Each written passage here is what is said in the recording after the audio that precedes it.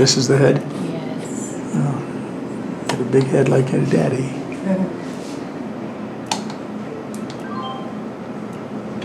This is the face.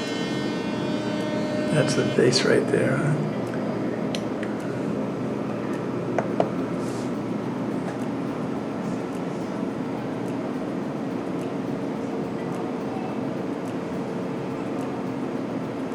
Busy baby, this one kicks a lot. Right? So kung nisiging katuyok. Sige, Ako toyo. diri. Anak ko diri ang ulo. Kasi kaluhan. Dali ang isara. She said the head is down right now and And then it went up again. the beginning is over here, now it's down. Better talk to him. Oh, Make sure that head's down. Try not to have a C-section. That's the eye orbit. Hmm? The face. That's what? Face. The face of the baby. Oh, I can't tell what that is. We are enjoying our fall weather in Valencia. Oh yeah, very nice weather. We just called our friends in Reno, Nevada, and it's freezing cold over there. I don't want to be in there. We know exactly what that weather is like, and that's why we're over here. Yeah, it's really cold right now over there.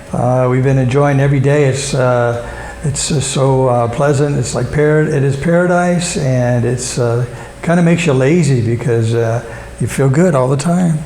Yeah, like we are in the resorts already, like swimming pool in the backyard. Yeah, this is like being in a resort here at our Pa's apartments where we like it so much. Yeah, we're talking like, let's go to the resort today. And I said, wait, we are in the resort already. Yeah, it's my birthday at the end of this week, coming up here. And thinking of all these choices for resorts to go to for my birthday. Well, we've been to resorts already, and this where we live is like a resort. I know. So it's kind of hard pressed to go to a resort when it's nothing really new to us. I know. So I guess we're getting spoiled and really enjoying the warm weather. Yeah. And I vowed last year that I would never spend another winter like that. I promised myself too, no way. And that's why we're here. And we've been having fun doing baby stuff lately. We've been to the Silliman University Hospital a few times. Maurice found a OBGYN who will most likely be delivering the baby. I mean, that's the plan. Yeah. She's seen her 2 times already, and I've spoken with her privately before as well. Yes. So I'm trying to get to know her a little bit better and let her know my concerns and what we expect. So you have to be really careful about doctors and hospitals and inform yourself and let them know exactly what you expect as well, especially when you're, well, in every regard actually, but when you're giving birth especially. And I think most of our viewers that have been around for a while know that we are very natural in our approach to birthing, and that we had Brianna. She was home birthed and in Nevada with a midwife, and she was born in our own king-size bed in Dayton, Nevada. In our own bed. Yeah, that was wonderful. Yeah. Yeah, so it's the best experience in the world, and that's what we want to talk about is the differences a little bit in some of the expectations in the hospitals here from what our experience is so far, and then compare it to the States and the options available there. So I will start off by saying something good about the United States. There's a lot of good things still, even though it's going crazy over there right now. But as far as you have the option in the States to home birth your children if you want to. And that's what we prefer. It was the best experience of my life, and I think yours too. Oh yeah. Yeah, Best having little experience. Brianna born in her own bed, and with the peace and tranquility, and it was just a very, very spiritual experience, and it's an experience that all fathers, I think, and every father that's ever been through it will probably agree it's the best experience you can ever have. As long as the birth goes as scheduled and there's no complications, Yes. it can be a wonderful, wonderful experience. And we learned through this whole process over the last 6 years at least now, since Brianna's going to be 6 years old in March coming up next year. We learned that having a baby does not have to be a hospital event. It's not emergency, and there's no reason to go unless there's complications. Yeah. So the one good thing I'd say about the States is you can expect that if you want to home birth a child, it's no problem.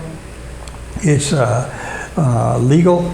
A lot of provisions are made for parents who prefer to do it that way. So in that regard, it's still a free country, and I really appreciate that. But we ran into here in the Philippines is along the way we found out and had read, and then it was confirmed later that it's illegal to home birth here.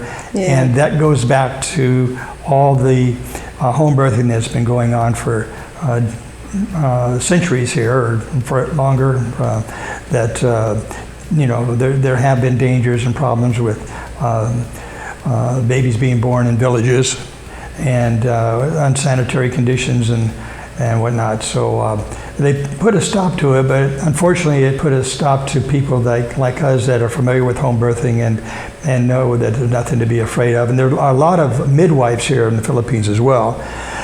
But unfortunately, it's illegal, so that if you do home birth, even by accident, you basically have to pay a fine, and I understand the fine is pretty much equal to what the hospital visit would be. So it's kind of like, it's funny, it's almost comical that it's almost like the hospital just wants to get their cut. I don't know. Something like that. It's something like that. I don't quote me on that, but I really wonder about that, because a fine is just about what it costs to have a baby in the hospital. Which is not very expensive here in the Philippines, even when you just pay cash. Am I right? Oh yeah. Right on track. My mom has 7 kids, and we are all home birth, and my grandma has 17 kids, and they are all home birth. And now they don't allow anymore. So yeah, it's kind of they made a sweeping judgment on the whole issue, and it's kind of hurt people like us and others that can do it just fine and could take precautions and have backup plans in case there were complications. So that being said, that's one of the real positive things still about the States, is that you can do that. Over here, we've been seeing the doctor, OBGYN, on a regular schedule, as she requested. once a month. Yeah, once a month. The baby's progressing just fine. And what else did we do? We, about a month and a half ago, we had the ultrasound where we determined that they determined that the baby was a boy. And was fine. Yeah. But one of the comedy of errors here is that we had the ultrasound in a clinic just down the street from Silliman, and we'd mentioned that they didn't give us the option to have it done in 4D because we didn't know that there was an option there. I thought they would all be the same. I didn't know there was an option, because in the States, when you do an ultrasound, the hospital that we did an ultrasound with Brianna, it was top quality all the way, and it's pretty standardized. Nobody uses the old techniques or the old system anymore. It's all 4D.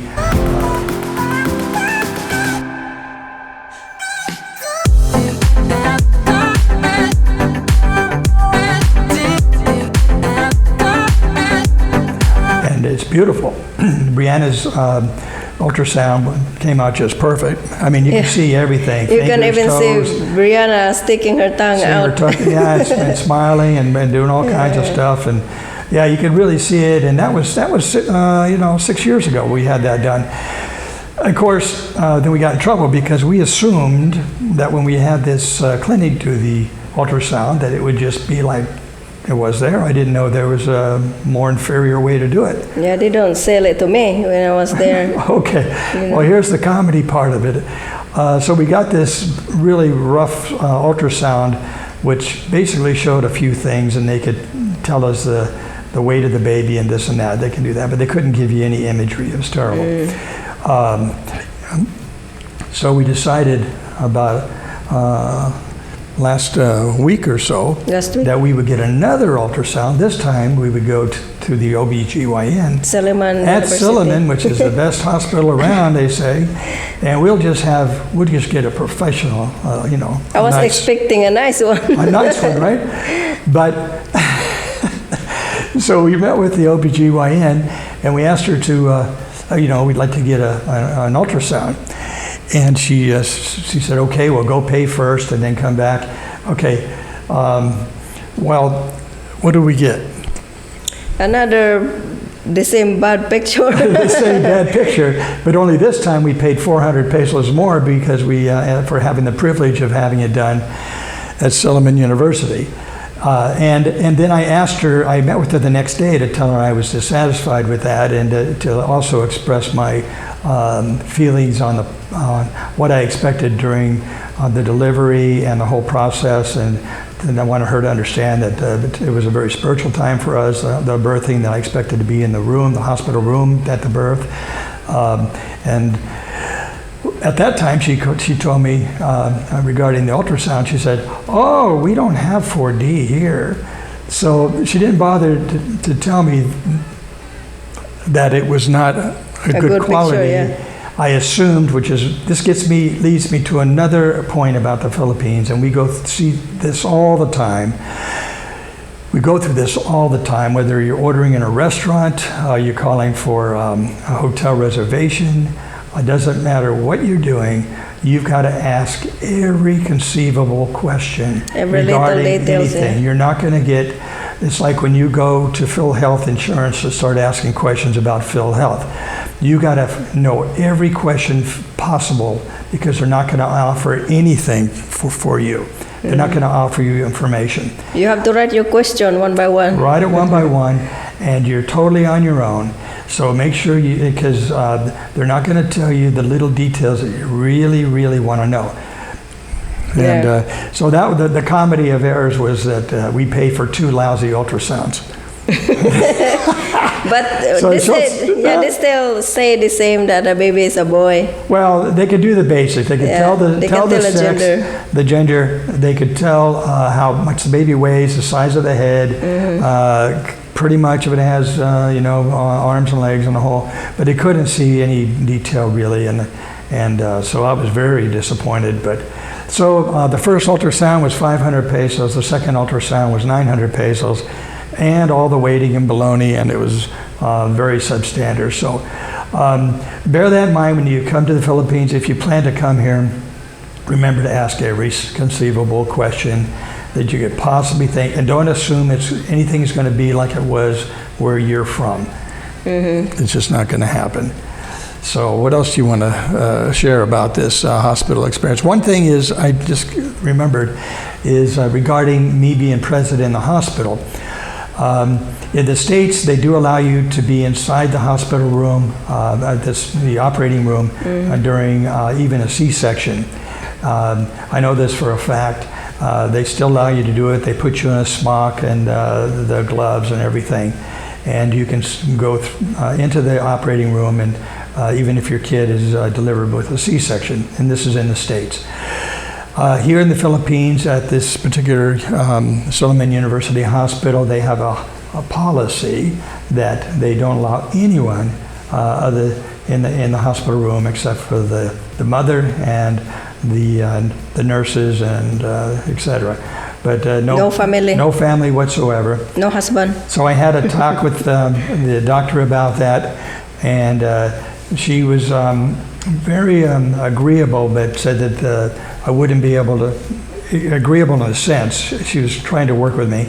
And she said that there's a new hospital being completed, that they don't have that policy, and she thinks that I would be able to get in there during the delivery. And I really want to be there for the delivery. So I'm really hoping that happens. I don't want them to hijack the experience from both of us. I really want to be there for the baby's entry into the world. And I expect to be there. If not, I'll be a little disappointed. But I understand that a lot of guys don't really care about that. They'd actually not see it, not be there. But once you've gone through it, you really don't want to have it any other way. At least that's just my personal feeling about it. So I hope some of you guys out there that have been home birthers, you understand where I'm coming from. Yeah. But so it's another thing you can't expect here in the Philippines. So there's the good and the bad, and overall we still enjoy the good things here over the craziness of the States right now. So we do have to put up with things, but we don't have to put up with a lot of other things. No stress over here. Yeah, it's stress-free. Yeah. And Easy life. Yep. It's pretty easy. You know, you got to go through certain rigmarole and hassles, but it's like when the baby's born, we're going to have to fly to Manila to have the registration of the baby born abroad. So we'll probably spend a few days or maybe a week in Manila, across the street or nearby the embassy, so we can take care of stuff. Yeah, they have a lot of rules here, so you just have to go through it step by step and take your patience with you. Yeah. Who's coming? Who's coming? Who's coming? Oh no, it's Bria. Come in here, Bria. What are you doing? Say goodbye to everybody. Bye, everybody. Bye, everybody. Until next time. Bye. Bye-bye. I was just a little girl. I asked my mother, what will I be? Will I be pretty? Will I be rich? That's what she said to me. Okay, so what? Whatever will be, will be. The future's not ours, you see. Okay, so what? What will be, will be. When I was just a little girl, I asked my mother, what will I be? Will I be pretty? Will I be rich? Here's what she said to me. Que sera, whatever will be, will be. The future's not ours to see. Que sera, what will be, will be. When I grew up and fell in love, I asked my sweetheart, what lies ahead? Will we have rainbows day after day? Here's what my sweetheart said. Que sera, whatever will be, will be. The future's not ours to see. Que sera, what will be, will be. Now I have children of my own. They ask their mother, what will I be? Will I be handsome? Will I be rich? I tell them tenderly. Que sera, whatever will be, will be. The future's not ours to see. Que sera,